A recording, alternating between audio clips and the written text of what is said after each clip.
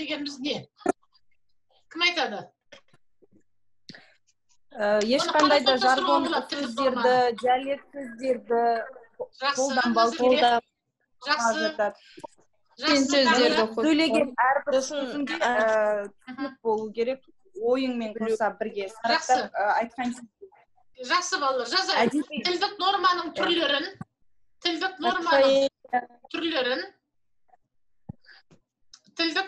түрлерін. Орфографиялық норма, ары қарай. Кім жалғастырады? Орфоэпиялық норма, грамматикалық норма. Солай ма, Ағырке? Грамматикалық норма. Лексика грамматикалық норма деп топтастыруға болады. Грамматикалық норма, солай ғой? Лексика грамматикалық норма деп топтастыруға болады. Так. Әдетте мәдениетті елдің тілі ауызша түрде, оның жазбаша түрде, жүйелі түрде тәртіпке түскен тіл болып есептеледі. Жақсы.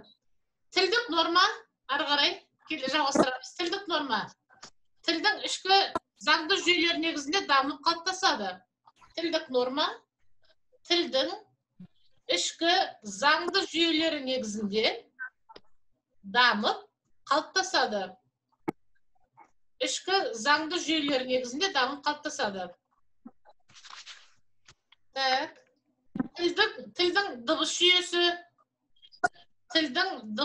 Үлгеріп жатырмыз ба? Иә. Тамаша. Тілдің дыбыс жүйесі. Сөз байлығы. Сөз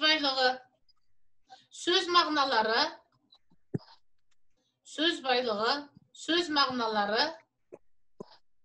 Тілдің грамматикалық құрылысы.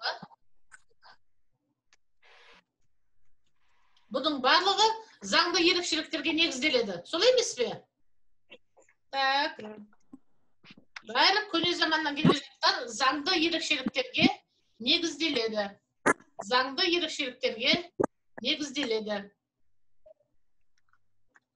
Сонымен қатар, Нәзира естімей отыр екен бізді. Сонымен қатар, ауызекі сөйлеу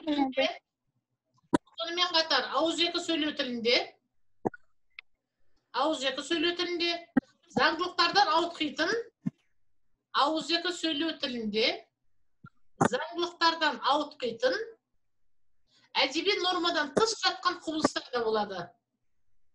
Сонымен қатар, ауызекі сөйлеу тілінде заңдылықтардан ауытқитын әдеби нормадан тыс жатқан құбылыстар да болады. Бар ма балалар? Құбылыстар да болады. Қазір олар туралы айтамыз, кеңірек тоқталамыз. Норма өзінің ерекшеліктеріне қарай, норма тезис ретінде беріп отырмын, қысқа. Норма өзінің ерекшеліктеріне қарай, тілдік норма, тілдік емес норма, коммуникативтік норма деп үш типке бөлінеді. Норма өзінің ерекшеліктеріне қарай, естіліп тұр ма? Иә. Жақсы. Өзінің ерекшеліктеріне қарай, тілдік норма, тілдік емес норма, коммуникативтік норма деп үш типке бөлінеді.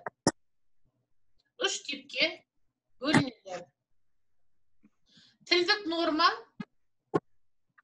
формалды құрылыммен байланысты болса, тілдік норма формалды құрылыммен байланысты болса, тілдік емес нормалар сыртқы формаларға тәуелді болады. Тілдік норма формалды құрылыммен байланысты болса, тілдік емес нормалар сыртқы формаларға тәуелді болады. Жаңа мен үш типке бөлінеді дедім ғой. Үшінші тип коммуникативтік норма, иә? Қыздар естіліп тұр ма? Иә, естіліп. Үлгеріп жатырмыз ба? Айталаймын. Иә. Тілдік норма формалды құрылыммен байланысты болса, тілдік емес нормалар сыртқы формаларға тәуелді болады. Ал коммуникативтік норма, жаңағы үшінші типіміз, коммуникативтік норма.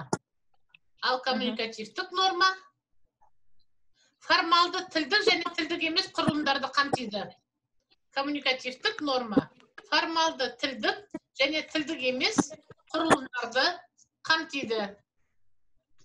Құрылымдарды қамтиды. Қазір тілдік нормадан ауытқуға байланысты бірнеше мысал келтірейік. Тілдік нормадан ауытқу. Жаңа айттық қой, тілдік нормадан ауытқу болады деп. Тілдік нормадан ауытқу. Бірінші, сөзді тіркеспейтін сөзбен тіркестіру. Тілдік нормадан ауытқу. Сөзді тіркеспейтін сөзбен тіркестіру. Бұл нормадан ауытқу ма? Әрине ауытқу. Екінші, сөзді түрленбейтін қосымшалармен түрлендіру. Сөзді түрленбейтін қосымшалармен түрлендіру. Бұл да нормадан ауытқу, тілдік нормадан ауытқу. Жақсы. Үшінші, ауытқудың үшінші түрі. Бар ма балалар? Фразеологизмдердің құрамын бұзып қолдану. Фразеологизмдер дегеніміз тұрақты сөз тіркестер, оның құрамын бұзуға болмайды ғой. Фразеологизмдердің құрамын бұзып қолдану, бұл да тілдік нормадан ауытқу. Тілдік нормадан ауытқу. Ары қарай. Осы ауытқуларға қатысты бірнеше мақалаларды талдадық қой. Иә. Өткенде бірнеше ғалымдардың мақалаларын талдап едік қой. Орфографиялық норманы бұзу, бұл да тілдік нормадан ауытқу. Орфографиялық норманы бұзу, және орфоэпиялық норманы бұзу, бұл да тілдік нормадан ауытқу. Орфографиялық норманы бұзу, орфоэпиялық норманы бұзу, бұл тілдік нормадан ауытқу болып табылады, балалар. Үлгердік пе? Иә. Тілдік нормадан ауытқумен бірге тағы бір ауытқудың түрі бар, бұл логикалық нормадан ауытқу. Жаңа біз логика дегенімізде, сөз мәнері дегенімізде деген айттық қой, логикаға сүйену керек, ой мен сөздің бірлігі болу керек деген сияқты дүние. Егер логикаға сүйенбесе, онда тыңдап отқан адамды қажытады, зеріктіреді деген сияқты. Сонымен логикалық нормадан ауытқу деген ауытқудың түрі бар. Қазір мен мысал келтіремін, үйде осы мысалдың қатарын ары қарай жалғастырамыз. Логикалық нормадан ауытқу. Мысалы, мынадай мақал бар. Қалауын тапса қар жанар деген. Айтып жүрсіздер, естіп жүрген мақалдарың сол емес пе? Қалауын тапса қар жанар. Логикадан ауытқу бар ма, балалар? Нұрғызар. Қар жанбайды. Қар жанатын дүние емес қой. Қалауын тапса қар жанар, логикадан ауытқу. Немесе тағы да бір мақалмен келтірейік. Тоқпағы мықты болса, киіз қазық жерге кірер деген бар. Тоқпағы мықты болса, киіз қазық жерге кірер. Логикалық нормадан ауытқу бар ма? Қазық киіз болмайды ғой, қазық темірден жасалады. Логикалық нормадан ауытқу деп тұрмын ғой. Логикалық нормадан ауытқу. Тағы да бір мысал берейік. Бұлтсыз күнгі найзағай. Бұлтсыз күнгі найзағай. Бұл жоқ күн найзағай. Бұл не? Бұл да логикалық нормадан ауытқу. Осы мысалды ары қарай тағы да жалғастырамыз. Жалғастырып беру керек болады, міндетті түрде. Ары қарай. Енді сөз этикасы деген. Ал? Қалай? Мен қоянға жетеді деген. Асықпаған арбамен қоян аулайды. Дұрыс айтасың. Бұл да сол логикалық нормаға келетін дүние. Жақсы. Енді сөз этикасы жана келейік. Жаңағы этика мәселесі, сөз мәдениеті мәселесі туралы әңгіме жүргізіп отырмыз сіздермен. Сөз этикасы дегеніміз, алдыменен анықтама беріп алайық. Сөз этикасы дегеніміз этикалық нормалармен қарым-қатынастың этикалық нормалармен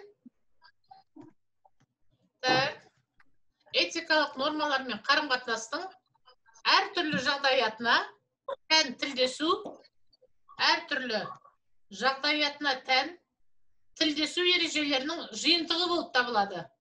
Сөз этикасы дегеніміз этикалық нормалармен қарым-қатынастың әртүрлі жағдаятына тән тілдесу ережелерінің жиынтығы болып табылады.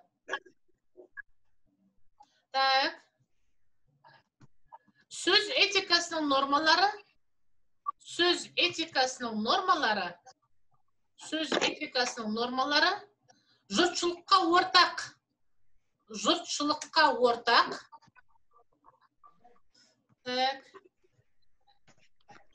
жұртшылыққа ортақ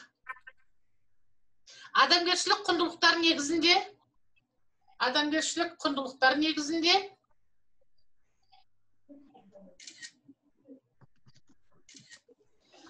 адамгершілік құндылықтар негізінде тілдесуші жақтардың мүдделерінің үйлесімді болуын қамтамасыз ететін тілдесуші